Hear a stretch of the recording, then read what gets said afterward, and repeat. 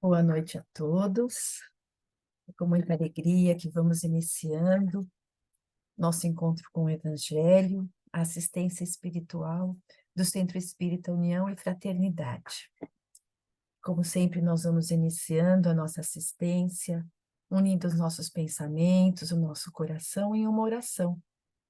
E nesse momento, nós vamos trazendo em pensamento a figura de Jesus aqui conosco. Imaginando Jesus sorrindo, de braços abertos, dando em cada um de nós aquele abraço tão gostoso. E nesse abraço nós vamos sentindo o fortalecimento de Jesus, o amparo, o amor que esse mestre tem por cada um de nós. Nesse instante, os nossos corações vão se aquecendo, vão se abrindo para recebermos durante esse tempo tão pequeno que ficamos reunidos, todas as bênçãos do alto, todas as bênçãos que os benfeitores amigos irão nos proporcionar durante os momentos de reflexão, durante o momento do nosso passe, e que receberemos também através da fluidificação da nossa água. E assim, com muita gratidão a Jesus, a equipe espiritual do Self, que enviou os seus mensageiros ao lar, ao local onde cada um de nós está, para nos trazer as energias necessárias a cada um de nós. E é com muita gratidão, sentindo a presença de Jesus aqui, bem pertinho de nós, que nós vamos iniciando a assistência de hoje, junto de Jesus, fazendo a prece que Ele nos ensinou para nos aproximarmos de Deus, nosso Pai. Pai nosso, que estás no céu, santificado seja o vosso nome. Venha a nós o vosso reino, seja feita a vossa vontade, assim na terra como no céu. O pão nosso de cada dia dai-nos hoje. Perdoai as nossas dívidas, assim como perdoamos os nossos devedores. E não nos deixeis cair em tentação, mas livrai-nos de todo o mal. E assim, Jesus, nós te pedimos que envolva a Fernanda em seus fluidos benéficos, que ela sinta sua inspiração, Jesus, para passar para nós hoje as reflexões que ela preparou sobre o teu Evangelho. Que assim seja.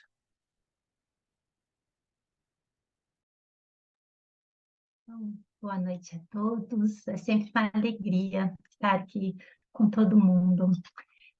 A nossa lição de hoje, ela se encontra no livro Fonte Viva, de autoria do Espírito Emmanuel e psicografado por Chico Xavier. É uma lição que traz para reflexão um trechinho da segunda epístola de Paulo aos Coríntios, que fala o seguinte: o amor do Cristo nos constrange. A lição é de número 74, que se chama Quando há luz. E quando estava lendo essa lição, não é? Recentemente nós fizemos o estudo do livro Paulo e Estevão, no curso de férias do Aprendizes do Evangelho. Foi impossível não relacionar essa lição com a vida de Paulo. Por quê? Porque foi pelo amor de Jesus que Paulo se transformou, não é verdade? Paulo era aquele homem íntegro, aquele homem reto, que defendia ardentemente os ensinamentos de Moisés, que defendia a lei na sua pureza. E ele, quando então fica sabendo de Jesus, não é? Emmanuel nos traz assim um cenário muito rico de informações que nos levam a entender por que ele sentiu, não é, aquele desejo de perseguição dos cristãos? Quando lemos somente no Novo Testamento, nós não temos aquele panorama todo que Emmanuel traz para a gente no livro Paulo e Estevão. Mas quando lemos diretamente, por exemplo, lá no Novo Testamento, que olhamos ali o Ato dos Apóstolos, nós percebemos o quê? Que Paulo, num determinado momento, porque já sente de alguma forma contrariado com aquelas pessoas que seguiam os homens do caminho, que eram os seguidores de Jesus, o que ele faz? Ele pede cartas ali das sinagogas para que ele tivesse o direito de perseguir as pessoas que seguiam a Jesus. E ele faz isso por quê? Porque ele era uma pessoa ruim? Não, ele era, naquele momento, uma pessoa que ainda não tinha entendido a mensagem de Jesus, o propósito da vinda de Jesus até a Terra. E aí, então, quando ele quer pedir, não é, ali para as sinagogas, essas cartas que permitam com que ele vá atrás das pessoas que cultuam de alguma forma Jesus, que se entregaram a Jesus, o que que ele faz? Ele quer de qualquer jeito encontrar essas pessoas e prender essas pessoas, levá-las todas para Jerusalém, porque aquilo ia contra um princípio dele, ia contra, era como se fosse quase que uma negação daquela pureza das leis de Moisés. E Paulo, então, parte em direção a Damasco, como muitos de nós já ouvimos e conhecemos aquela passagem, não é? O que que aconteceu?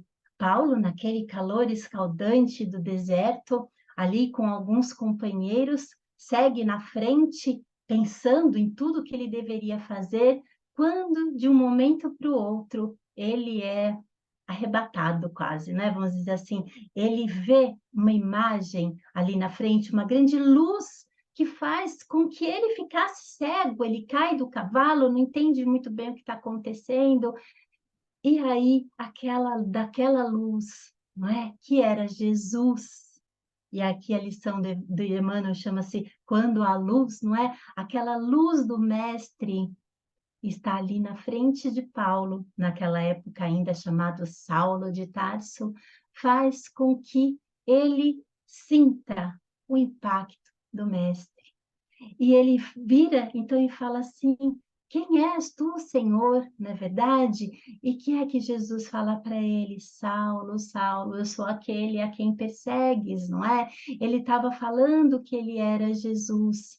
E Saulo, naquele momento, sente um impacto tão grande no seu coração que alguma mudança já começa. Saulo fica cego por 3 dias e Jesus orienta então que ele entre na cidade e ali, daqui a uns dias, ele saberia o que fazer.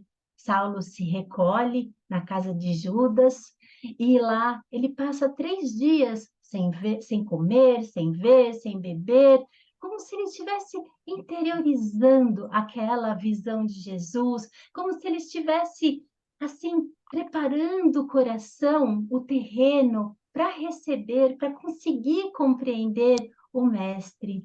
Depois de 3 dias, o mestre aparece a Ananias, que, segundo Emmanuel, era aquela pessoa a quem Paulo tinha como foco para ir buscar, porque teria, de alguma forma, convertido a pequena Abigail, a sua noiva, não é, ao cristianismo, e Paulo ainda não entendia isso, e a sua noiva tinha morrido, então tudo aquilo reverberava no coração dele.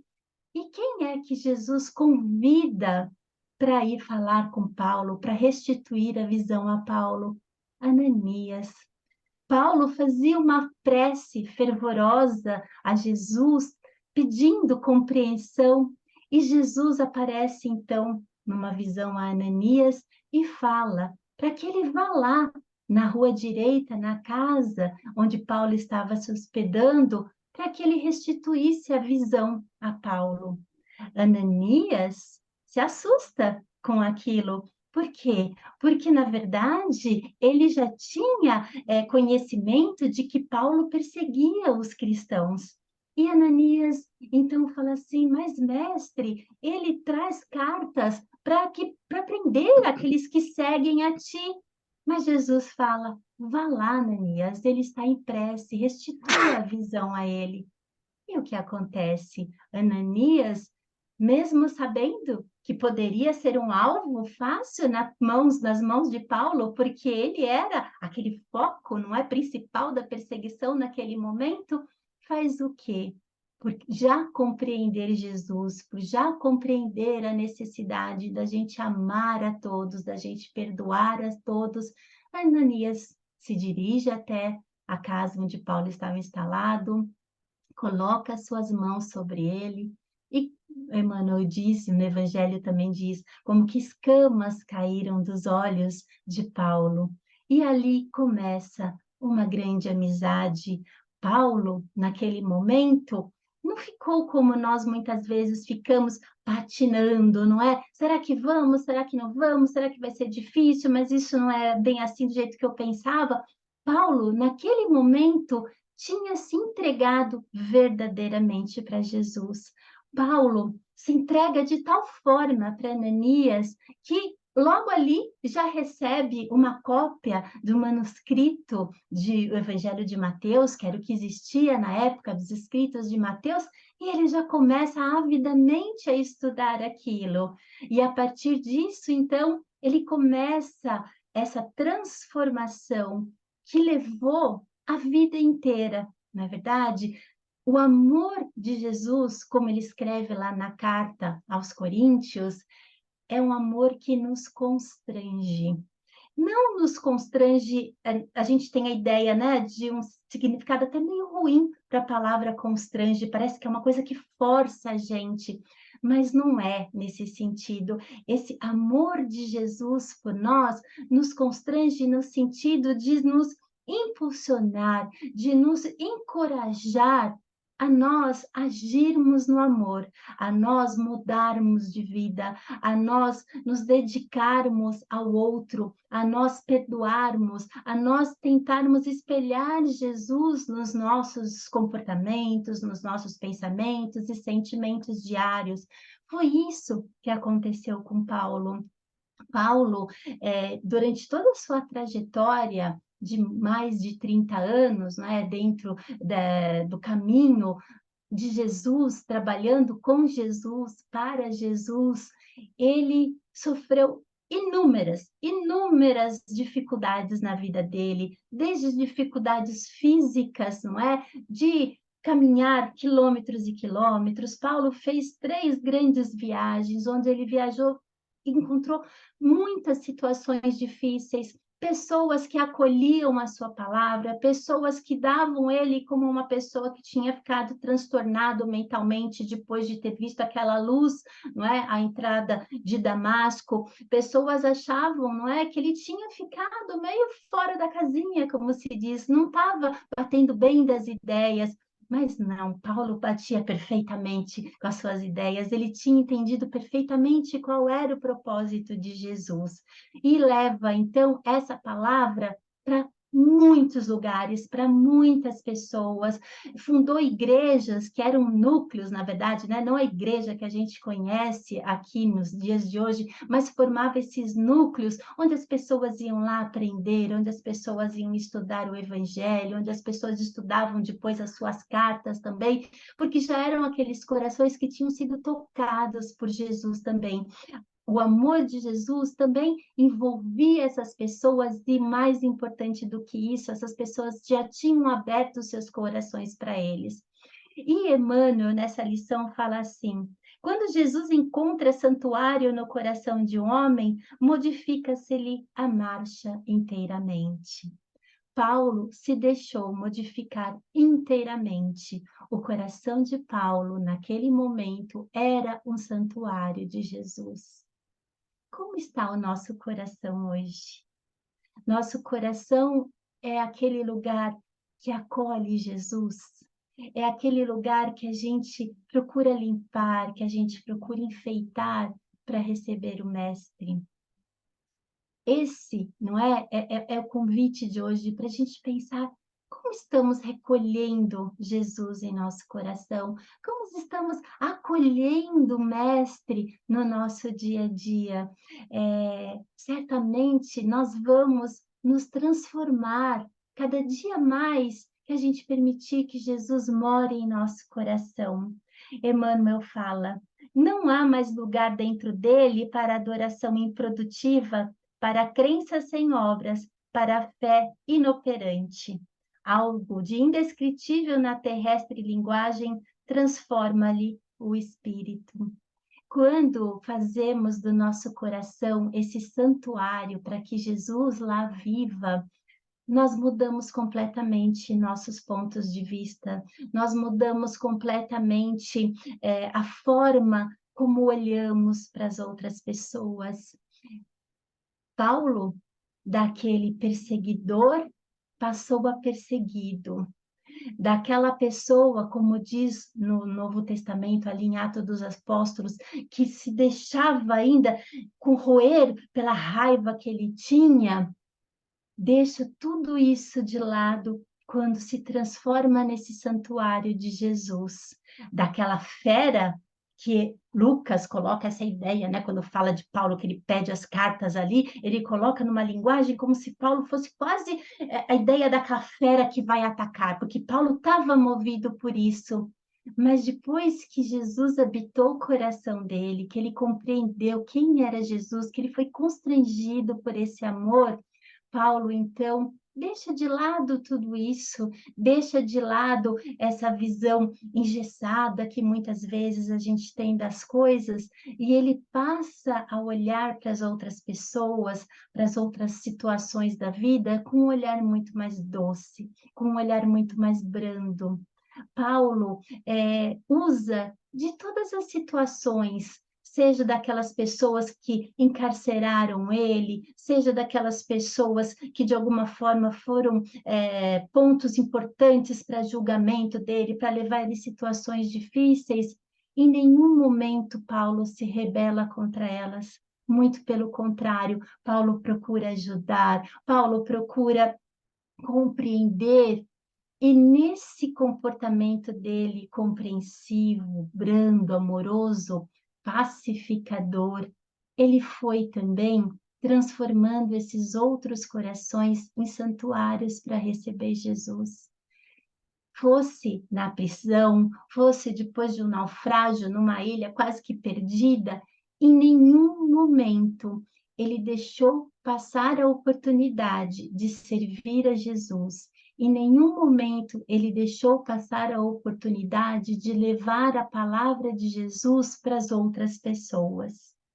Como diz Emmanuel, não é? Algo de indefinível na linguagem terrestre transtorna-lhe o espírito. Não há como explicar, não é, de outra forma, a transformação que Jesus faz no nosso coração. E aqui Emmanuel fala que quando a gente se deixa envolver por Jesus, talvez para as outras pessoas ele fala assim, para a massa comum, a gente possa passar por um desajustado. E era o que as pessoas achavam que Paulo estava. Paulo estava desajustado das ideias perante os outros, porque era incompreensível como que aquele homem tão ponderado, tão sensato, tão defensor das leis, tivesse mudado completamente.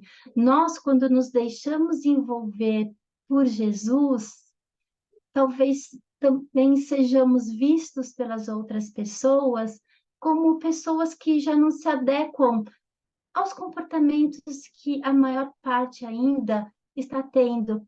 Por quê? Porque deixamos de valorizar em alguns momentos, né? Porque depois, sim, conforme nos estabelecemos firmemente nessa compreensão, nós seremos firmes o tempo inteiro. Mas quando estamos ainda começando, vamos ter aqueles momentos de mais fragilidade ou de maior fortaleza.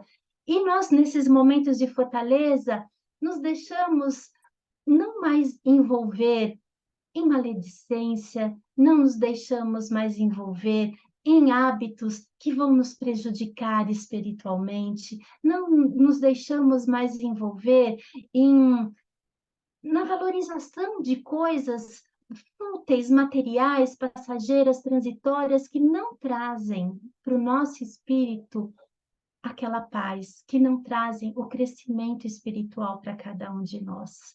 não é? Nós, lógico, transitamos nisso. Paulo foi muito firme a vida dele inteira. Ele tomou aquilo como um propósito e levou até o último momento de sua vida. Nós ainda vacilamos, mas está tudo bem. Estamos aprendendo. O importante é que temos esse bom propósito no nosso coração de nos colocarmos já à disposição do Mestre, de nos colocarmos como trabalhadores de Jesus. Isso é realmente importante.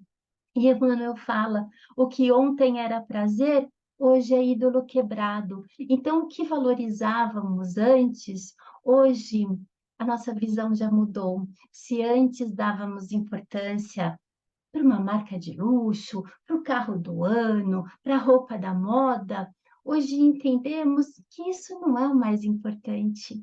Hoje é muito mais importante nós vestirmos, seja fisicamente, ou seja, agasalharmos moralmente, um irmão que tem necessidade. Não é verdade? O Kardec já traz no Evangelho segundo o Espiritismo, fora da caridade não há salvação. E Paulo fala, né, naquele poema tão bonito, que fala, ainda que eu falasse a língua dos anjos, se não tivesse caridade, ou não tivesse amor, dependendo da tradução, eu nada seria. Se nós não revestirmos esses nossos gestos, esses nossos comportamentos de amor equânime, ou seja, aquele amor que é igual para todo mundo, de nada tem valor isso. Então, nós nos transformamos, nós deixamos aqueles valores que não eram tão importantes assim de lado, porque aos poucos vamos compreendendo o que é que Jesus trouxe, o que é que Jesus espera de nós. Quando olhamos para o Evangelho e meditamos nas palavras de Jesus, e vemos a profundidade, não é? Da não preocupação com as coisas do dia a dia, porque a providência de Deus nunca nos falta.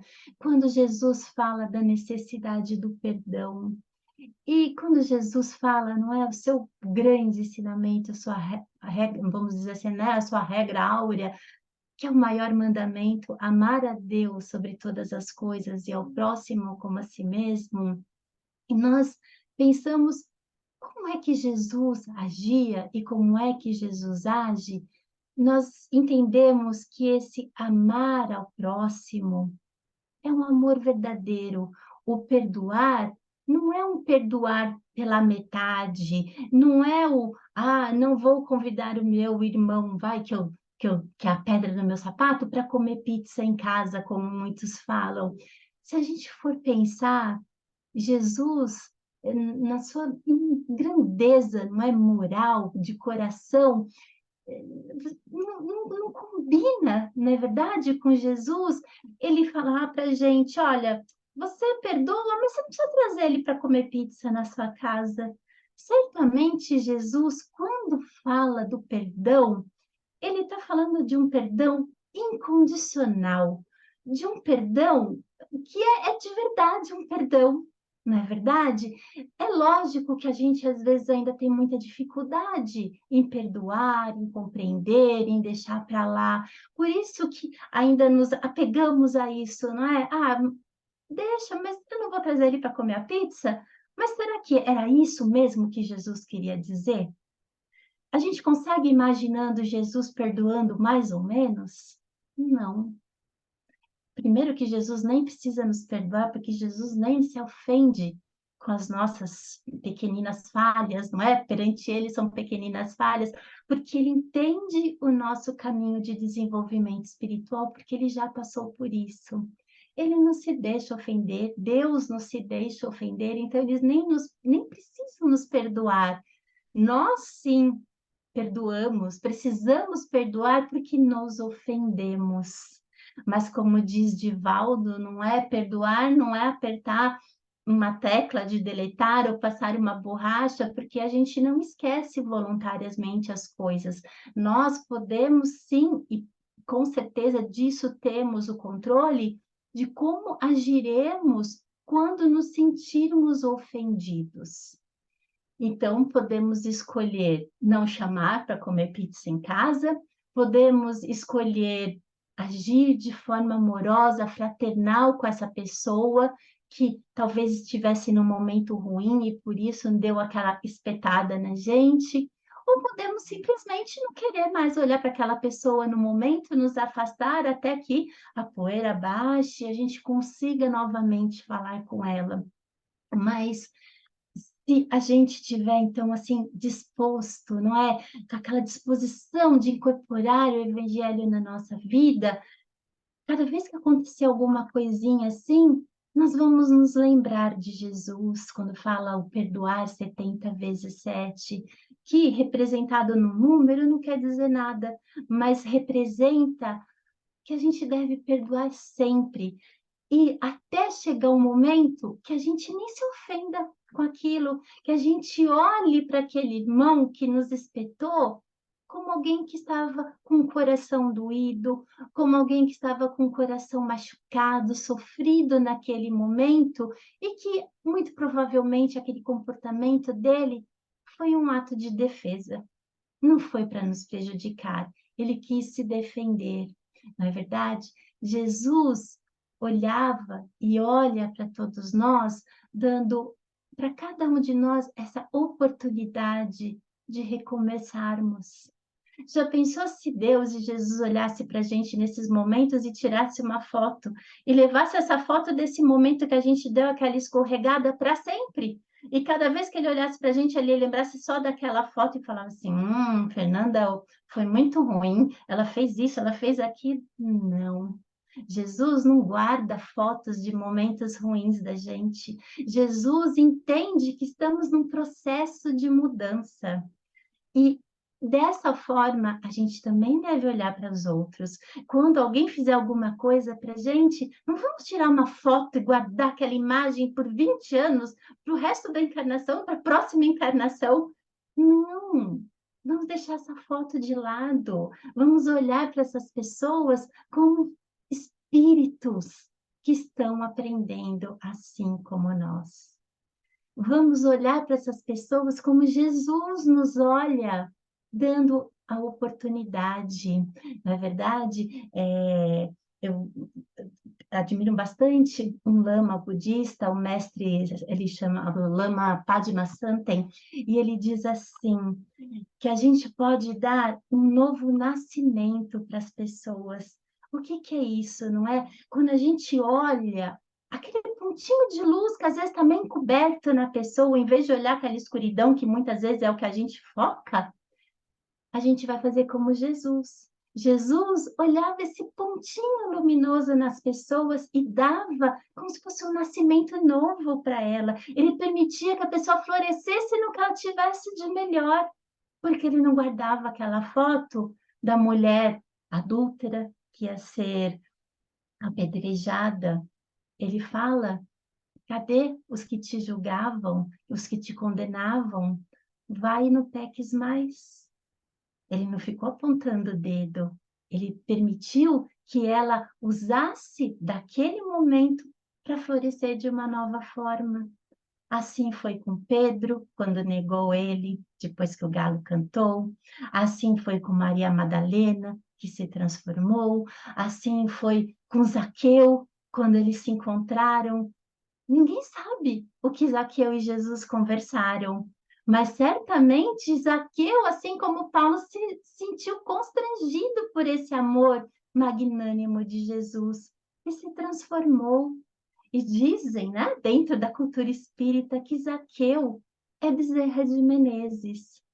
E se é ou não é, a gente não tem certeza. Mas uma coisa é verdade: que histórias a gente conhece de Bezerra de Menezes, de infinito amor pelas almas que sofrem, de desprendimento total dos bens terrenos. Ele tirava o que ele tinha, o que ele não tinha no bolso e dava para as pessoas que necessitavam. Se ele foi realmente Zaqueu, o que é que o Evangelho diz? Que depois que Zaqueu encontrou com Jesus, ele se transformou de tal forma que ele ressarciu todo mundo que ele tinha prejudicado de alguma forma. Ele se transformou. e se Bezerra de Menezes é Zaqueu, a gente pode ver o grau de transformação que foi encontrar Jesus.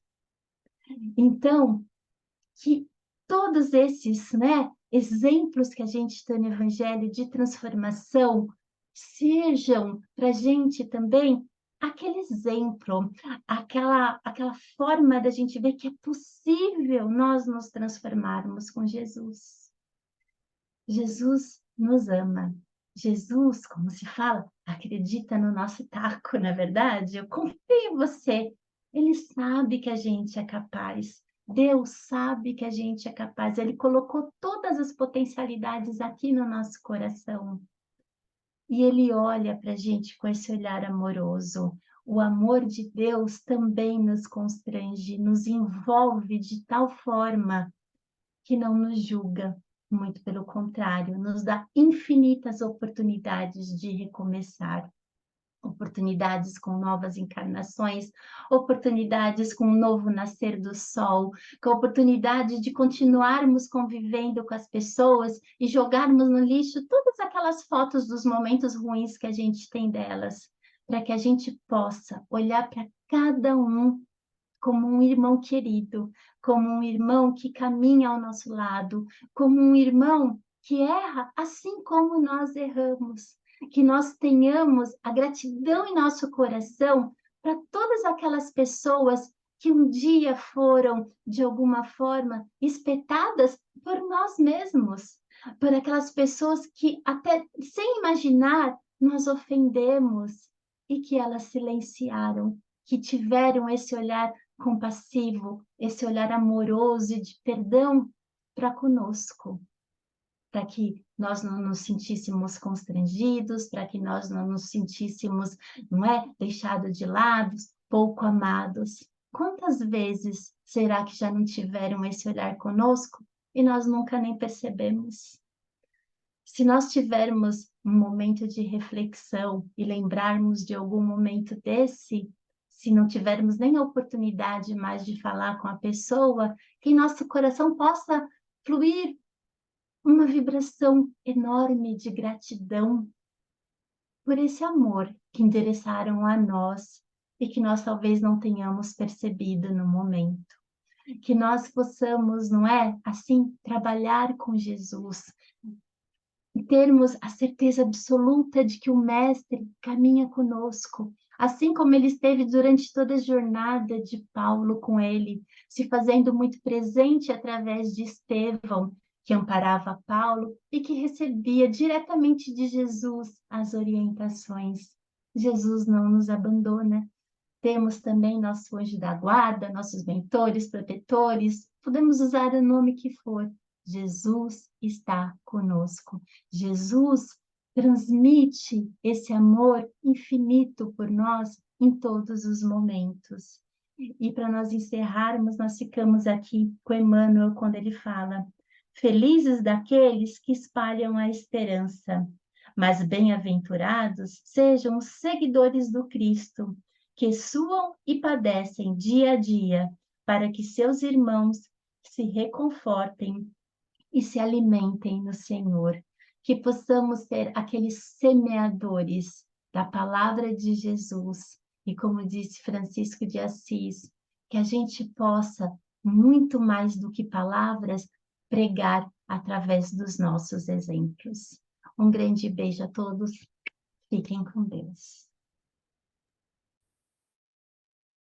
E após essas reflexões, nós vamos envoltos, não é, nesse amor de Jesus, nesse amor de Deus,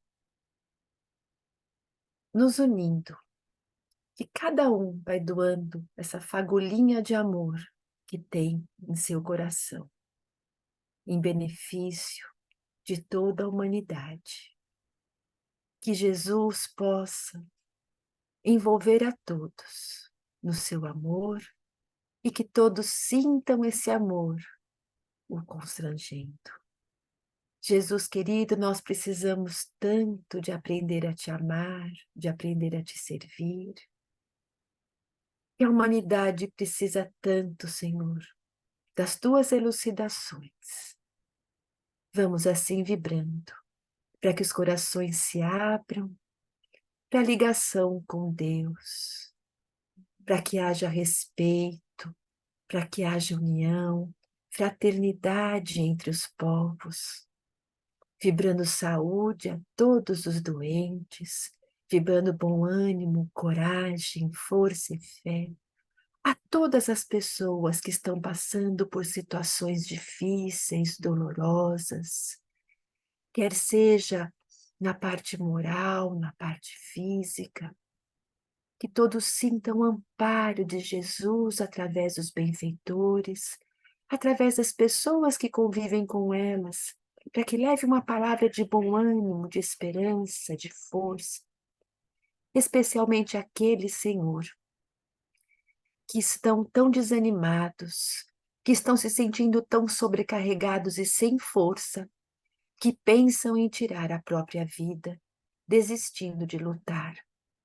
Vamos pensando nessas pessoas, envolvendo-as em esperança, em força, que elas possam encontrar alguém que os apresentem a Jesus e que eles tenham essa certeza absoluta de que com Jesus as coisas se transformam, que com Jesus nenhum sofrimento é para sempre.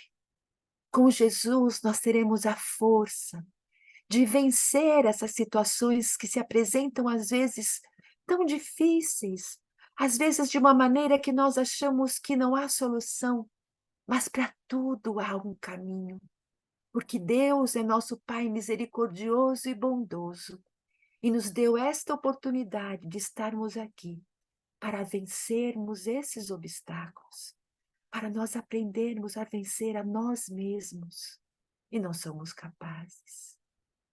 E assim, nós vamos rogando a Jesus que derrame as suas bênçãos sobre os nossos familiares, os nossos amigos, aquelas pessoas que nós sabemos necessitarem dessas vibrações de sustentação.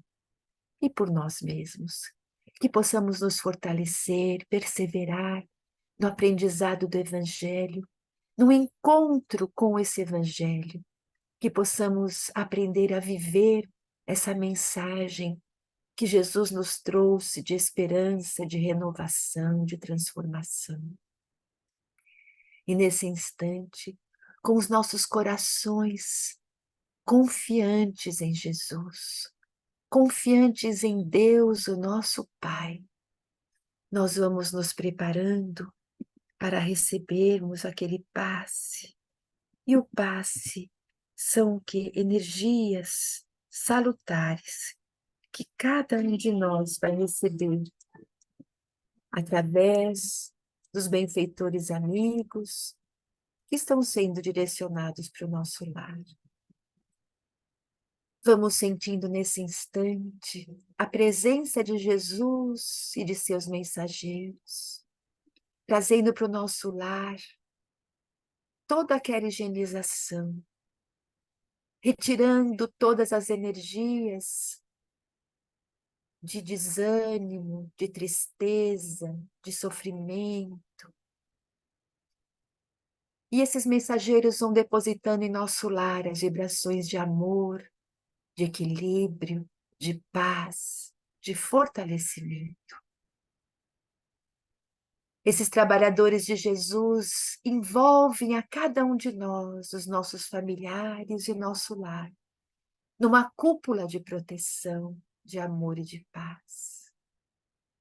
E envoltos nessa energia intensa, luminosa, que nós vamos recebendo do alto, desses amigos queridos, os fluidos benéficos, e se derramam sobre cada um de nós, e se derramam também sobre as águas que nós colocamos para receberem esses fluidos energéticos.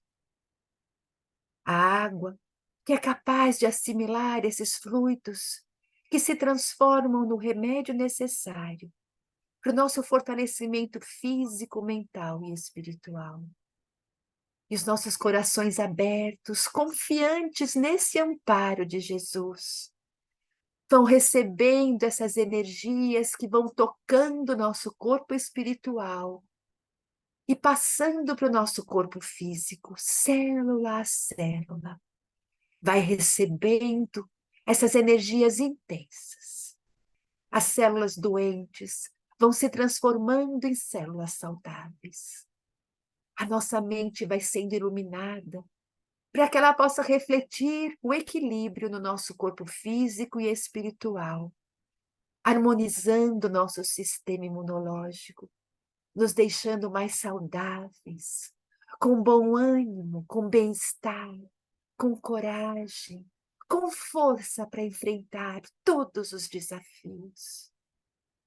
Nós vamos sentindo essas energias benfazejas, dando a cada um de nós a esperança, a coragem e a paz. Como se um arco-íris luminoso se derramasse sobre nós e nós, nesse instante, estivéssemos envoltos, como aquela bolha de sabão. Ao bater o sol, reluz várias cores. É assim que nós estamos, envoltos nessas energias de saúde, de amor e de paz. E nós somos capazes de manter essas energias durante a semana, com o nosso pensamento direcionado a Deus, com as nossas orações, com a leitura edificante. E que possamos, Jesus, então, acolhermos esse bálsamo luminoso e permanecermos envoltos dele até uma próxima oportunidade. Agradecemos ao Pai Criador por essa oportunidade bendita que nos reúne em seu nome, rogando a esse Pai, rogando a Jesus, esse Mestre de amor, que todos esses benefícios desse momento possam também chegar aos corações daqueles que participarem dessa assistência em outro momento, que com toda certeza os seus corações unidos a Jesus também receberão o amparo de que são necessários. Em nome de Deus, em nome de Jesus, nós damos por encerrado o nosso encontro com o Evangelho desta noite. Que assim seja.